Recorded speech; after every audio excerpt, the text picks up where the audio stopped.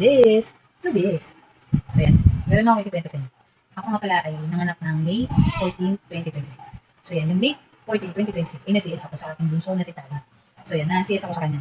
Bali yung CS ko na yun, sabihin natin pinakamahirap na nadanas ko nung na-CS ako. Dahil na-CS na rin ako sa pangalawang anak ko na si Mumay. So yan, yung CS ko naman yun okay naman. Dito sa CS ko kay Tali, nagkaroon ako ng problema. So bali yung CS ko na yun, ganito nangyari sa kanya. Ito, yan.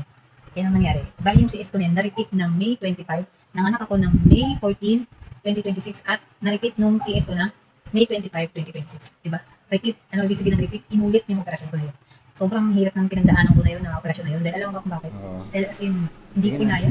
Yung para kong bata, para akong bagong panganak, iyak ako ng iyak. Kaya, alam mo ba? Yung nangyari na yun, na-repeat yung CS ko ng May 2025, inulit yun. As in, nung operahan ulit ako, halos 10 hours ako sa operation. Napakahirap ng pinagdaanan ko. Kaya ako sa inyo, masasabi ko sa inyo, mga mami, mag-iingat kayo sa mga CS, ma'am, nakagaya ko dahil sobrang hirap ng pinagdaanan ko. So, syempre, yung CS ko na yun, ito pa mangyari, ang ganda na ng healing niya. Ito yung healing niya, unang-una ng healing niya. As in, 2 months na magaling na yung operation ko na yun. As in, ang ganda. Ang nangyari dyan sa operation ko na yun, nagulat na lang ako. Siguro, sabi natin may pagkakamali ako. Siguro, sa ginawa ko kasi, ang kinakain ko puro manok. Syempre, alam mo na. Syempre, hindi natin masabi. Hindi ko alam kung sa kinakain ko ba o dahil binasa ako na ulit siya. Dahil 2 months ko siya bago basahin. Diba? As in, 2 months. Dahil nadala ako, nung operahan ako ng May 14, binasa ko siya. Dahil sabi ng doktor, naligo ako. So, nilagyan nila ako ng tape nun. Inaligo ako. Pumasok yung tubig yun. Yun ang nangyari. So, yun, nung naligo ako nun, yun na nga, itong pangalawang repeat na CS ko na to, binasa ko na siya ulit. Kasi 2 months naman So, tinanggal ko na yung gasa.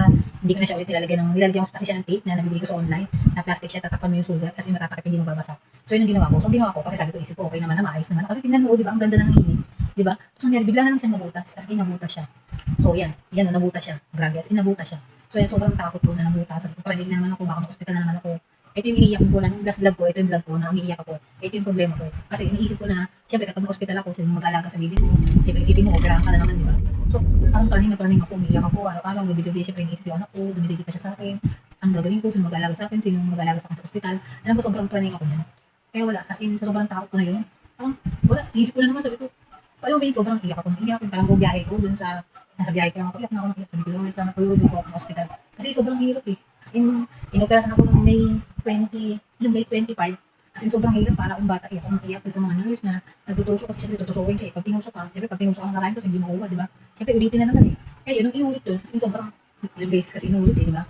Sobrang trauma ko, hanggang ngayon, dalan-dala ko pa rin yung trauma ko na yun. Kaya sabi ko, ayoko nang bumalik, sabi ko, Lord, sana po, bigyan ako ng gamot, Lord, wag ako i-confine. Syempre, as in, sobrang grabe ang pinagdaanan ko na yun. Hindi ko na binidyo, syempre, ikaw, magkaroon ka ba ng time na i-video mo yung sarili mo na, i-video mo ba yung sarili mo na tinutusok ka, kita mo yung buong katawan mo, yung buong braso mo, puro pa sa buong kamay mo, puro pa sa asin, naiiyak lang ako ng asawa ko. Kaya as in yung trauma ko na yun. Kaya sa mga kamami na kagaya ko, ingatan niyo yung CS nyo kasi ang hirap.